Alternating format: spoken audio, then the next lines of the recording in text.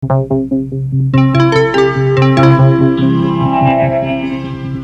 Aloud.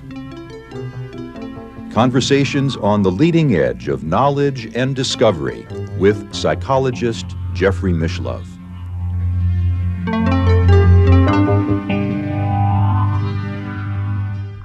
Hello and welcome. I'm Jeffrey Mishlove. Today we're going to look at the philosophy of Charles Sanders Peirce, a great American philosopher, often credited as being the founder of pragmatism, a unique American school of philosophy. With me is Adam Crabtree, who is the author of Evolutionary Love and the Ravages of Greed.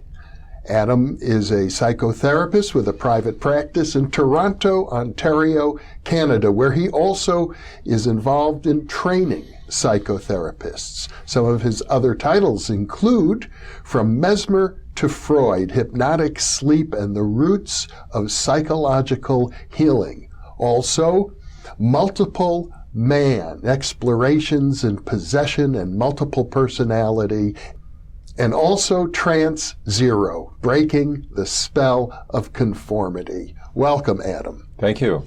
I think it's fair to say that of all of the great philosophers of history, Peirce has had perhaps the greatest influence on your work. Yes, I would say that. Mm-hmm. Yes. Peirce, my interest in Peirce is quite personal in the sense that there are certain aspects of him that really have captured me and grabbed my imagination and seem very, very important. I don't claim to have an overall grasp of all his philosophy, but certain things are really important to me and have shaped my thinking and helped giving me a bit of guidance. Now, first of all, I'm always puzzled by why do we pronounce his name Peirce when it's spelled Peirce? That's a good question. I don't know the answer to that. I know that that's the way he pronounced it, so we're pronouncing it like he did. Okay, fair enough. Yeah. And he was a colleague of William James. He was.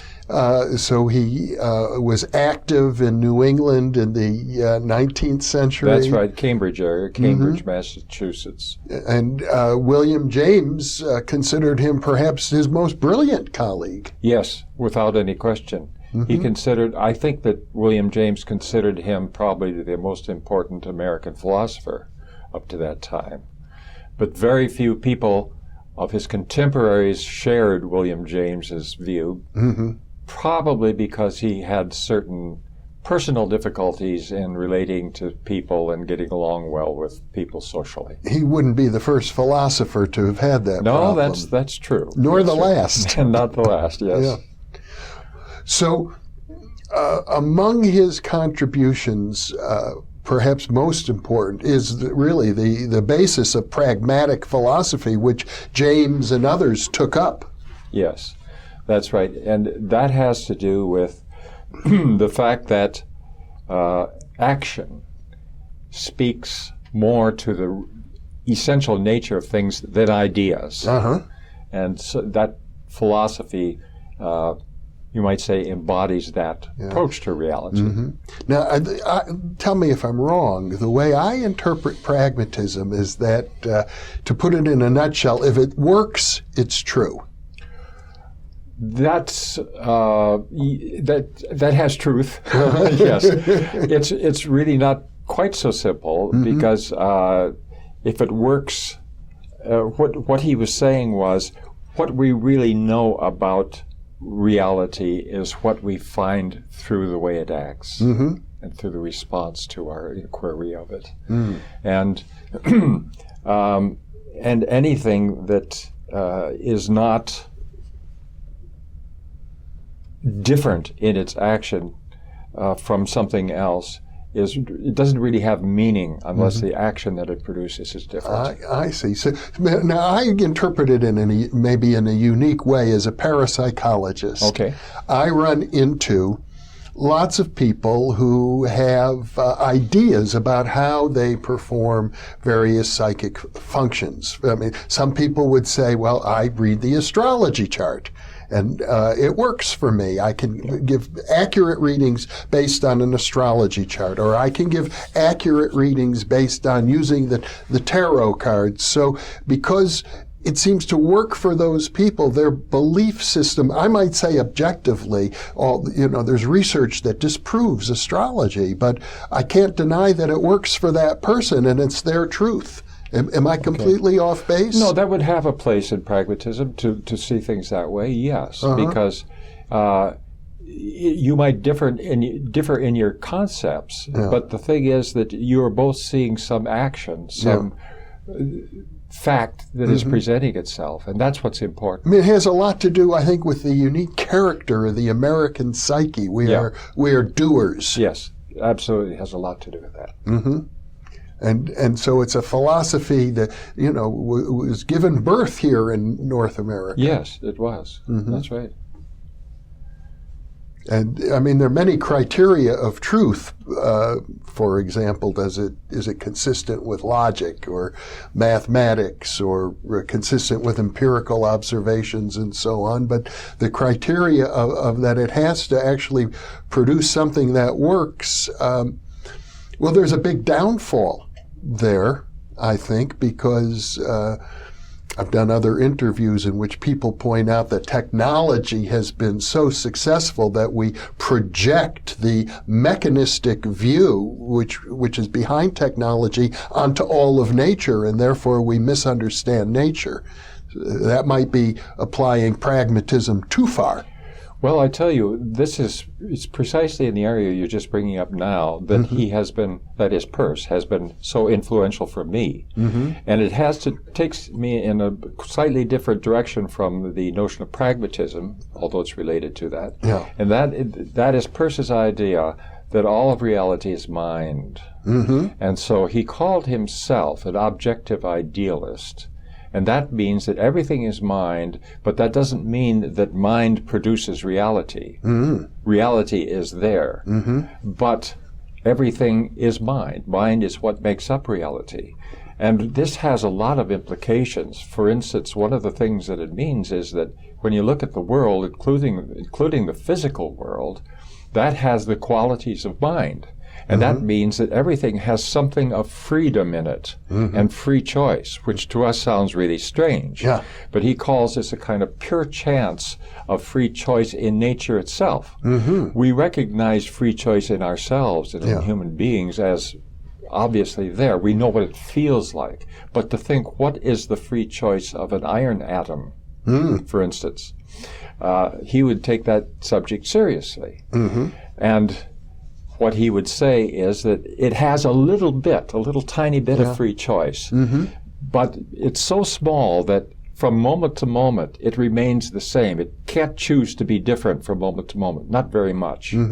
We can choose to be very different from moment to moment. I could say, okay, I'm sitting here, but I might just say, well, look, I think I'll leave, You could. But because I have free will. You could walk out of this interview right now if you chose. If I chose. Yeah. And that means the degree of freedom that I have or that you have, and to a lesser degree, but still there, that animals have, is much greater than as you go down the scale of nature to what we would call matter, inert matter, like an iron atom.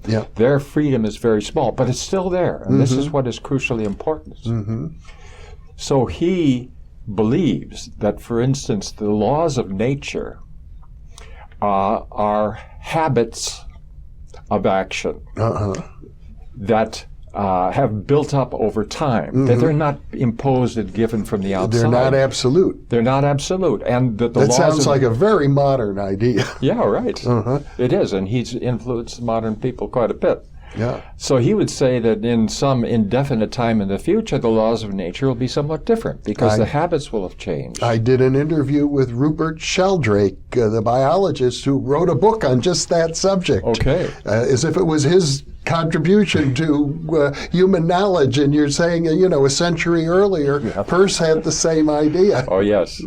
And this affected James, too. James took that on to a certain degree, that idea that laws are not laws, they're habits. And because reality is free, we can form habits. That is, we choose the next moment of existence. Everything chooses the next moment of existence. It gathers together what it is in this situation and chooses what it's going to be next.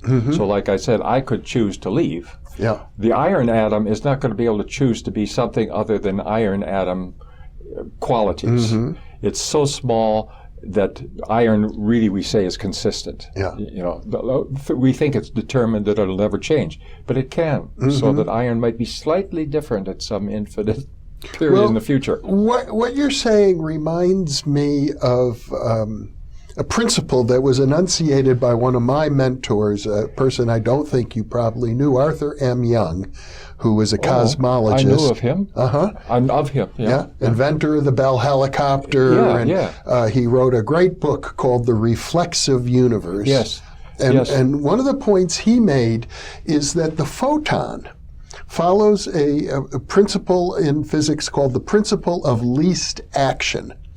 If a photon has to go from point A, or let's put it this way, if a photon goes from point A to point B, it gets there in the quickest possible way. But that's not the same as being determined, because, you know, like water may flow down a hillside and it's predetermined which way it goes according to the principle of least resistance. But the principle of least action is different than the principle of least resistance. It seems to imply teleology, that the photon is choosing somehow to get to where it ends up in the quickest way, not the easiest way. Yes, that makes a lot of sense to me. And I'm glad you mentioned the magical word teleology. Yeah. Teleology means there's a goal and an aim. And if you're going to have an aim, you're talking about mind. Yeah. Something is aiming, something has a goal, and that teleology defines, that the fact of teleology defines evolution. Why we have evolution is because things have a teleology and they go somewhere in the next moment and the next moment, and they develop. Another word for teleology would be purpose. Yes, purpose. And that was something that mechanistic, deterministic science tries to rule out. Well, that's true. Peirce wrote a book called Evolutionary Love, where he talks about this kind of thing, that this is the basis of evolution. And he developed a phrase, very important phrase, called developmental teleology, which means at this moment, for instance, I'm determining what I'm going to be at the next moment. And that that determination makes the next moment different than this one, so I've developed. But when I get there, then I have to determine what the next moment is going to be. So my teleology is constantly developing. My teleology is evolving. So that this is the very basis of all evolution. Everything changes that way, not just human beings, but every particle in this universe changes that way. A developmental teleology, so that the outcome of evolution is impossible to determine. As opposed to Richard Dawkins' notion of the blind watchmaker. Right. That's right. I mean, the notion of watchmaker includes the notion of determinate laws rather than of habitual ways of being. I suppose, although Arthur Young used to say, if the universe is a great machine, as the determinists would like you to think, you have to remember every machine had an inventor, a creator. Oh, that's right. That is true. Yeah. In the case of the universe, the machine then becomes free. And that's something that we can't make happen.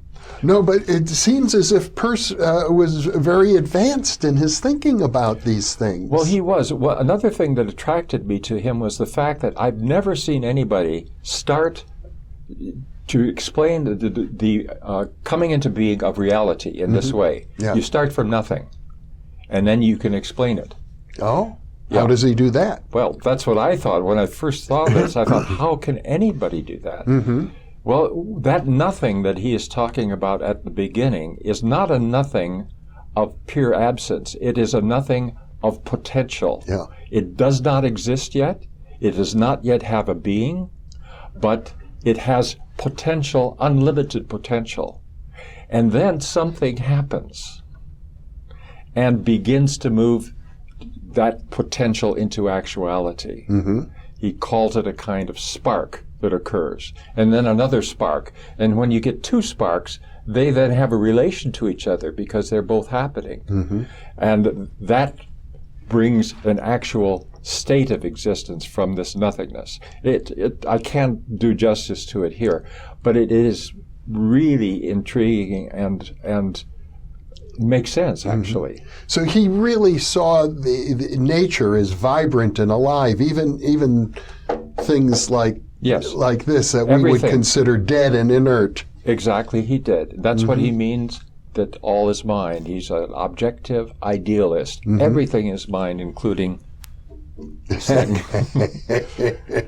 And when you have that attitude that everything is mind, the world changes. Yeah. It really does. You realize that it's much more freewheeling than we tend to think that it is.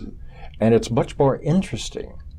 One part of this business of the world is mind is related to his notion of sign and semiosis. He's regarded as the founder of the field of semiotics, yes, which is the field which studies the nature of signs and symbols. That's right, and how they interact with each other.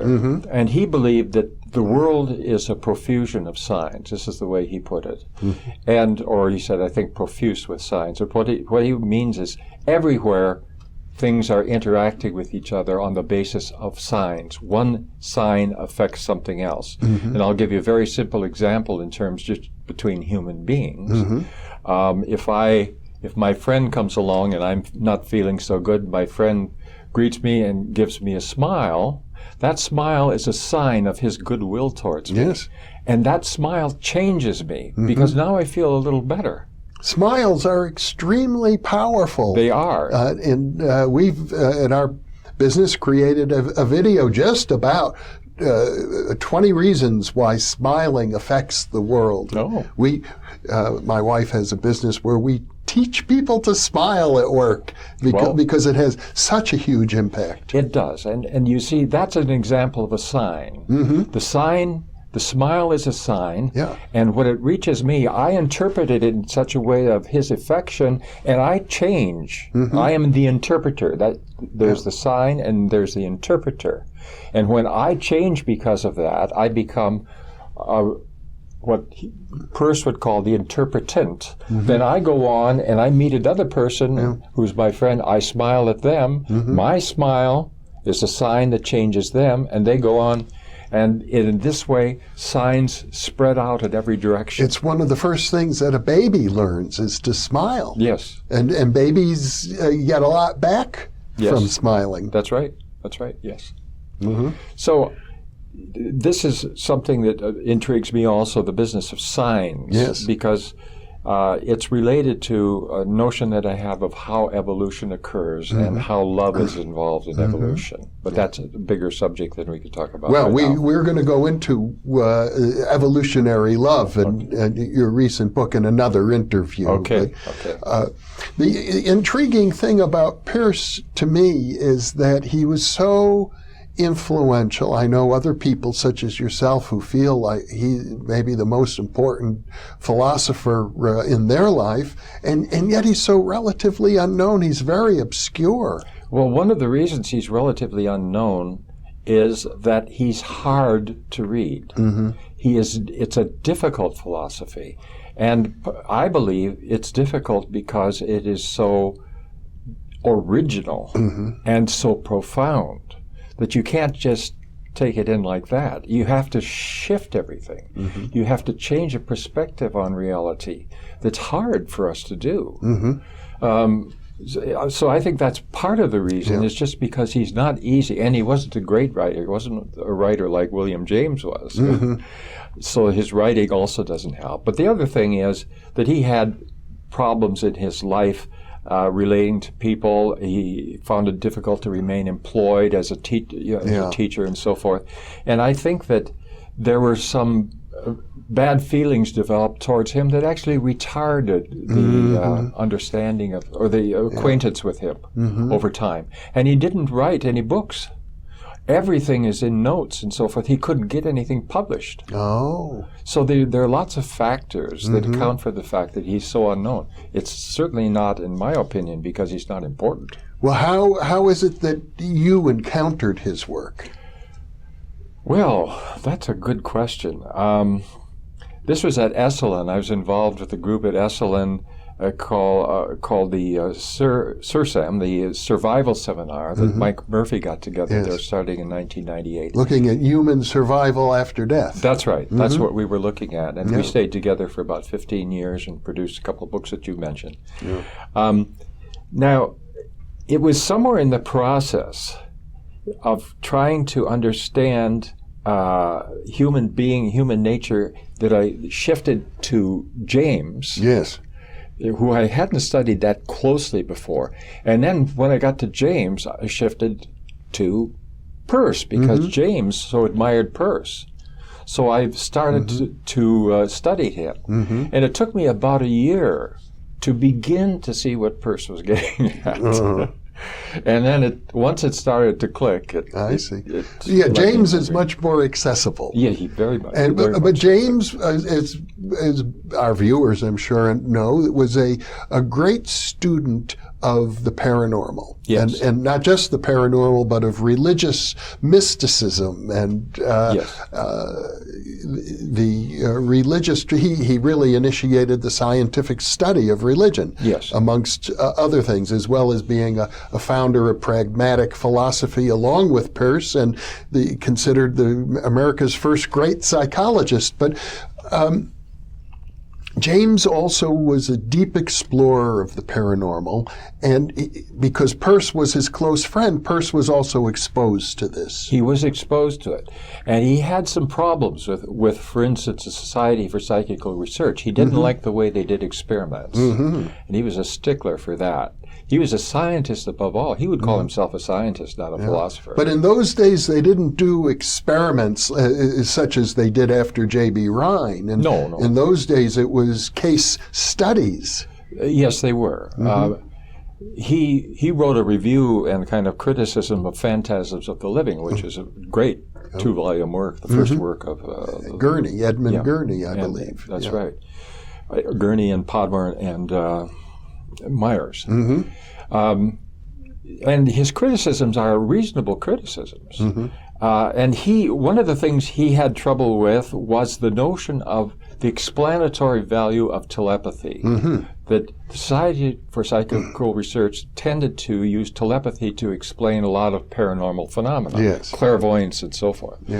He thought that this was not the way to go. He thought, I think they called it thought transference. In those days, implying some sort of an information transmission model. That's right. And actually, telepathy is a word invented by Myers, which is feeling at a distance. But anyway, he believed that the way to explain paranormal communication is through continuity of mind. That we are all in touch with everything through continuity of mind. We share one mind in some sense? Because we share one mind, we come from one source. That source at the beginning of cosmology that I so feebly tried to describe to you. So he believed that connection was real and operative all the time. So there's some access that we don't know how it can be, but there's some access that we have to everything, and that's a better explanation than telepathy. I think so, as a matter of fact. The problem with the extrasensory perception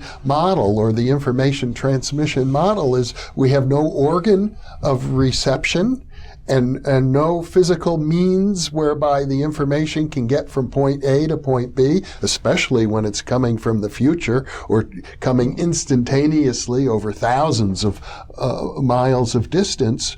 But to suggest that perhaps the illusion is in our notion of time and space itself, because things are actually connected at what some people call the non-local level, that makes much better sense. I would think it's more consistent with the Jungian notion of synchronicity as well. Well, it is, and it's also, a lot of what he says makes sense in terms of quantum physics. Quite remarkably close to it, although he he was operating before quantum physics had taken shape yet. Yes, But there are things that are quite, there's a kindred feeling between these two approaches, his approach and that of quantum mechanics. So he was really ahead of his time. Yes, he was. And I think this is one of the reasons there's a growing interest in it because now people are actually looking to see what was always there. Yeah. And they're in a better position to appreciate it than they used to be. Now, let me ask you this, Adam. You are a psychotherapist, a former ordained priest, and a philosopher. And we know that in the history of philosophy, there are some great philosophers who suffered various maladies, and Peirce is one of them. Yes. How do you think his philosophy was affected by the fact, I think some reviewers or biographers believe he was bipolar? Yes. His main biographer believes that. Yes. How do you think that affected his thinking? I don't think that it affected the outcome of his thinking at all. He was logical to the utter... And he was known as a great logician. He was a great logician. It certainly affected how he went about his life, and therefore when he developed this idea or that idea, and what would be what he might write now with a view to being published and so forth. So his personal life and the bipolar dimension certainly affected all that, but I don't believe that it affected his philosophy. I don't think he could have thought differently if he weren't bipolar. Isn't there a sense, I think you mentioned to me privately in a conversation, that the bipolar personality tends to reach out more to extreme positions? Well, yes, I think that the bipolar personality has this ability to take a starting point and branch out in every direction at great speed. Extraordinary that way, and that's why there are some who believe, like Robert Corrington, who believes that many of the great inventors and original people of history were bipolar. It has the disadvantage, of course, of having dysfunctional relationships and confusions, and there are things that stand in the way of it too, being more productive. But that notion of being able to branch out and make connections that other people are not making, that's a tremendous gift. So that may have his bipolar condition may have influenced him in a positive way. Yes. Not necessarily the conclusions that he drew, but the fact that he drew those conclusions at all. Exactly. Exactly. Yeah. There's a sense, I think, in which perhaps every condition that we label as a mental illness has a flip side, which could be a great strength for the person if properly integrated. I think that's true. It's certainly true with regard to bipolar. Yes, absolutely. And Peirce might be an example of somebody who, at least to some degree, was able to do that. Yes. Yes, I think he did. There are some who are able to not let that bog them down so they become totally dysfunctional and therefore can't produce anything. Yeah. And I think those people are pushed by the very power of their minds to keep going, to not become bogged down, because it's so important to them to let it go. Still, Peirce really struggled through much of his life financially because of this condition. Yes, he did. He found it hard to maintain employment. He found it hard to, like James tried to arrange series of lectures on his part and that sort of thing. He couldn't do that for himself very well. So all of this affected his financial condition, and he struggled his whole life to stay above water financially. Well, what a fascinating exploration of truly a great American. Yes, I believe he is a great American. Yeah. Adam Crabtree, thank you once again for being with me. You're certainly welcome. And thank you for being with us.